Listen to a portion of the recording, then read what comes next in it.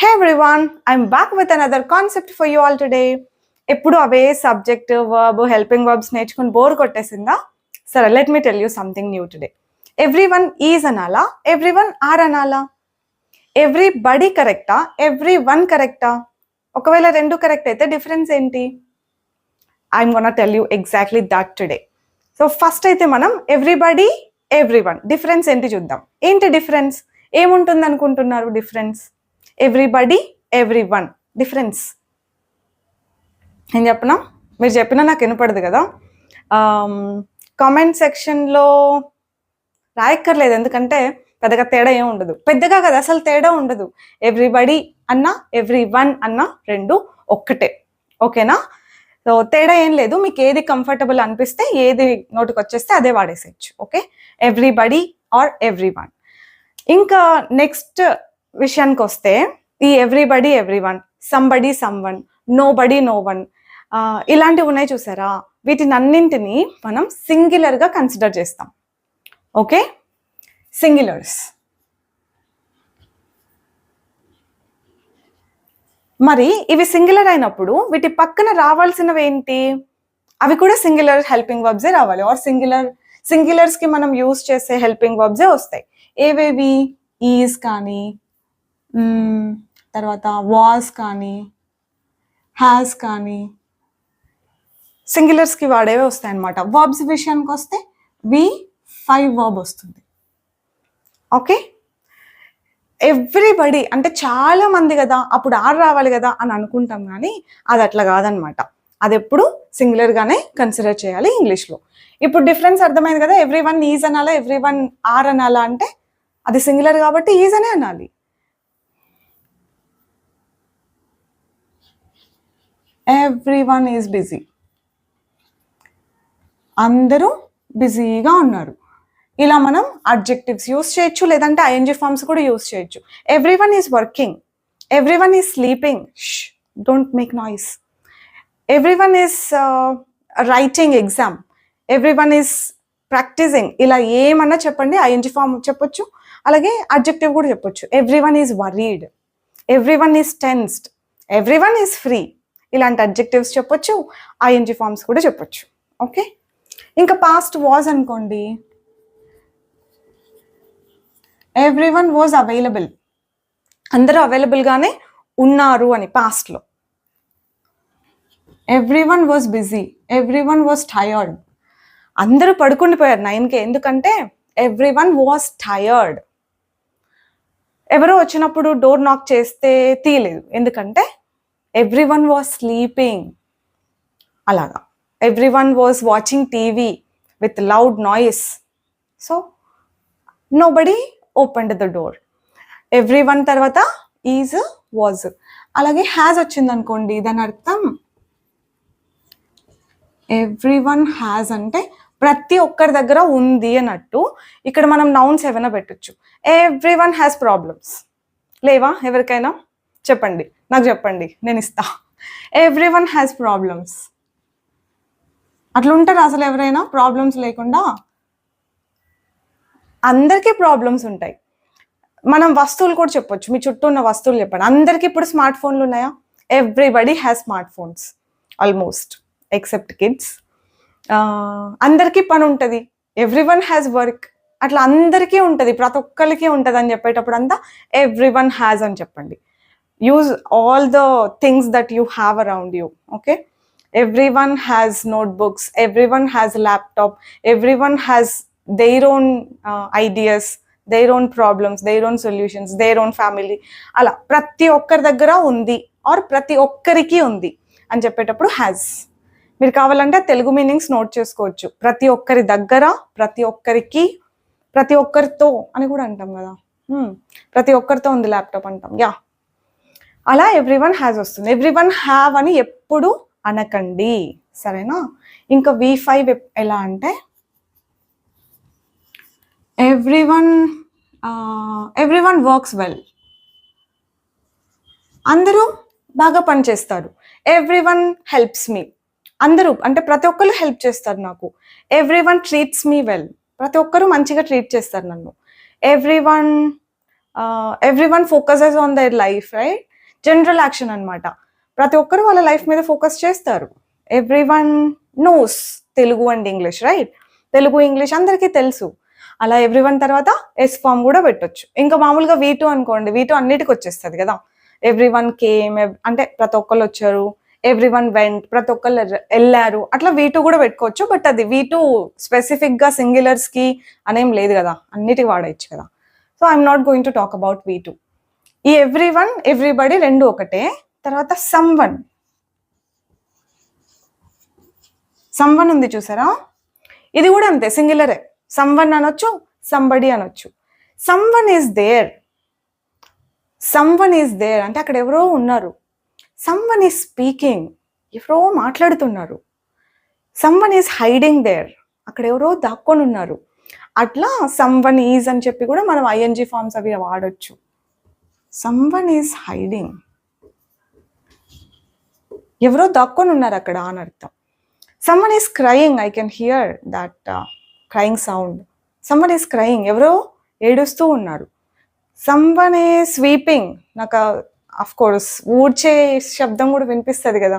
Someone is sweeping out side అనొచ్చు. ఎవరైనా గురక పెడుతుంటే సౌండ్ వచ్చింది అనుకోండి, సమ్వన్ ఈజ్ స్నోరింగ్ అనొచ్చు. అలా ING forms, all ING forms. Adjectives కూడా వాడొచ్చు, కానీ ఆ సిచ్యువేషన్స్ చాలా రేర్గా వస్తాయిలేండి సమ్వన్తో అడ్జెక్టివ్స్ యూజ్ చేసే సిచ్యువేషన్స్. తర్వాత ఇంకేముంది, సమ్వన్ హ్యాజ్ అంటే ఎవరి దగ్గర ఉంది ఆర్ ఎవరితోనో ఉంది అన్నట్టుగా. తెలుగు రాసుకోండి, ఓకే? ఎవరి దగ్గర ఉంది లేదంటే ఎవరితోనో ఉంది అనేటప్పుడు అంతా someone has the access card. I don't know who, ఎవరో తెలీదు, ఎవరి దగ్గర ఉంది యాక్సెస్ కార్డ్ ఆర్ ఎవరితోనో ఉంది అన్నట్టుగా.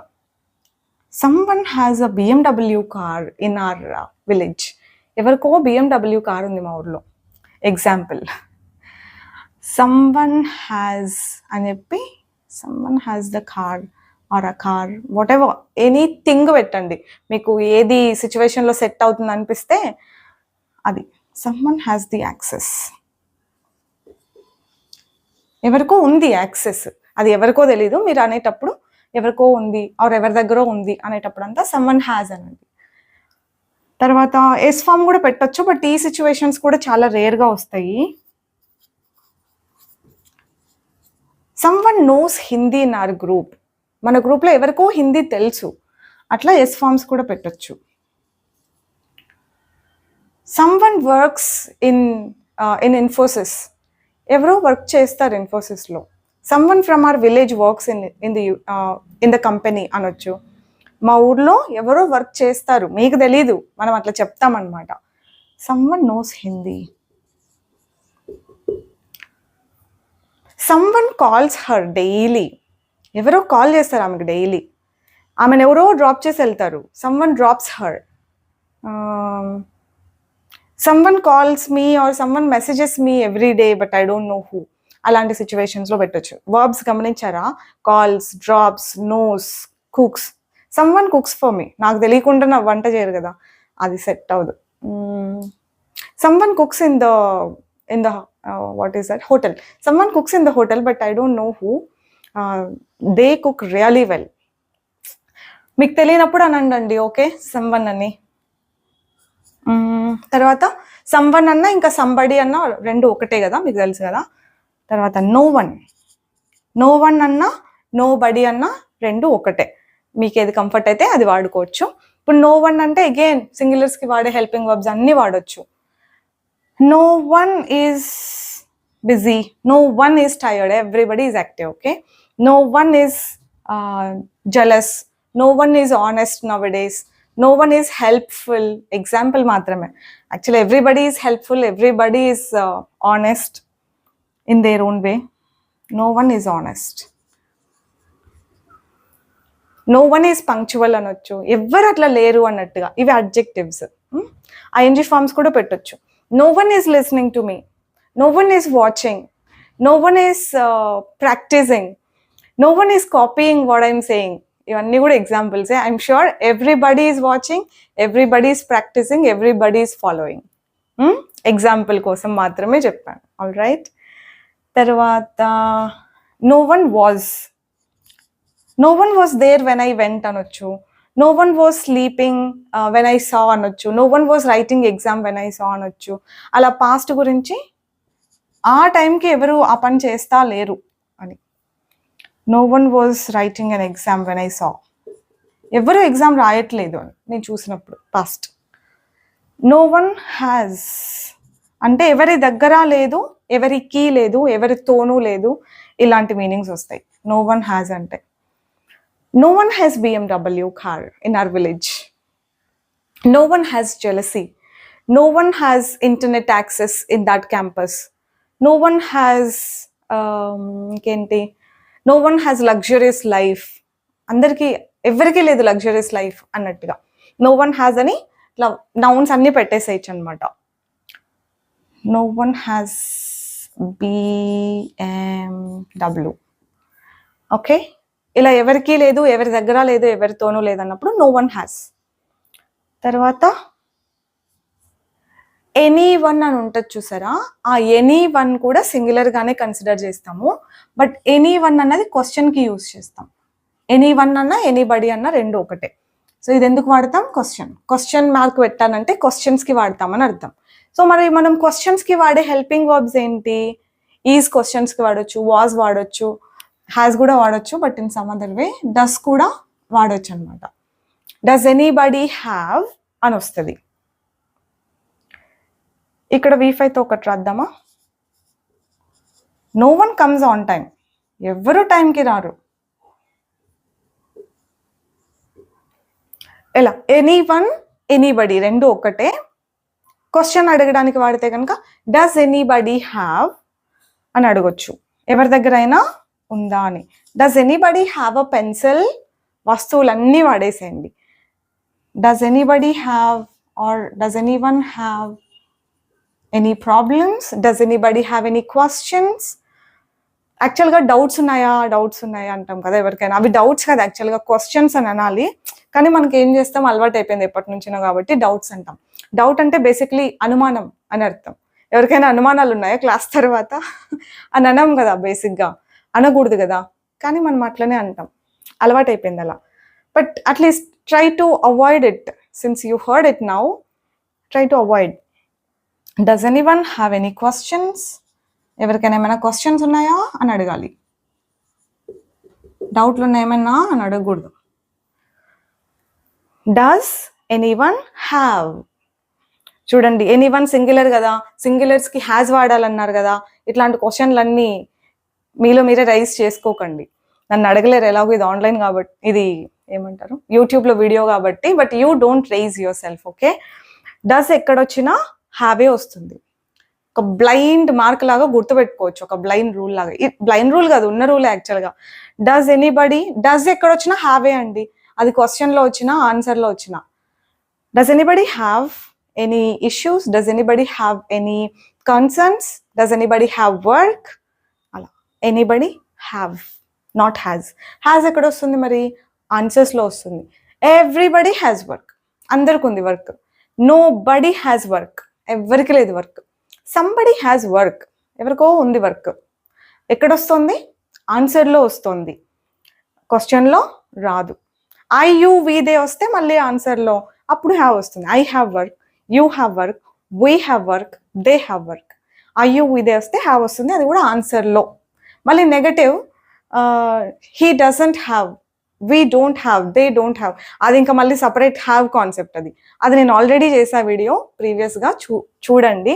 బట్ ఇక్కడైతే does anybody have, somebody has, everybody has, nobody has.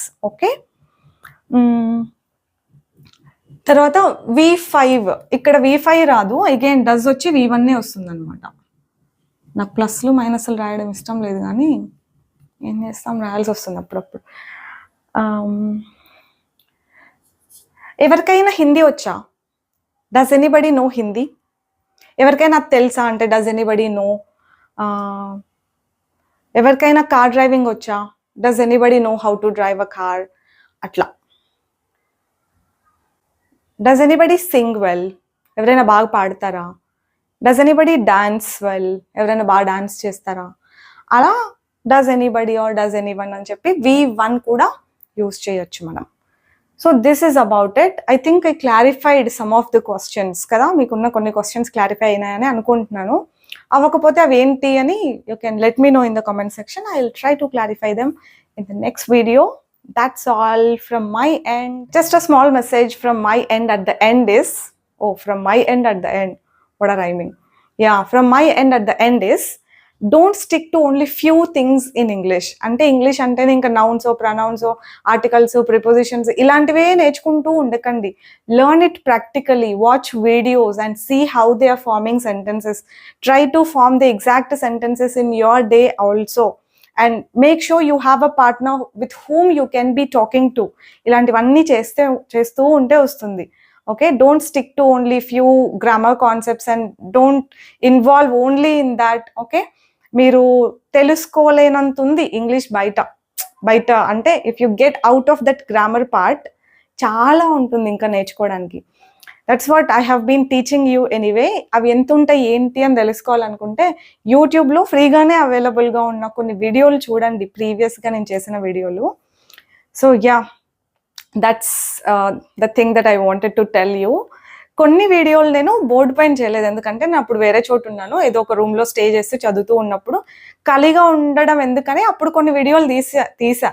ఎక్కడ పోతే అక్కడికి నేను బోర్డు పట్టుకొని పోతానేంటి, చాలా మంది కమెంట్స్ బోర్డు యూస్ చేసి చెప్పండి, బోర్డు ఉన్నట్టు చూడండి కదా కొన్ని రోజులు. లైక్ ఏవి ఎలా ఉంటే అలా. The important part is gaining knowledge, not me writing on the board. Okay, అవి విన్నా కూడా చాలా ఉన్నాయి అర్థం చేసుకోగలిగేవి. So yeah, that's it from my end. I'll meet you all later with some other concept. Do let me know what else you want to learn. Bye bye, take care.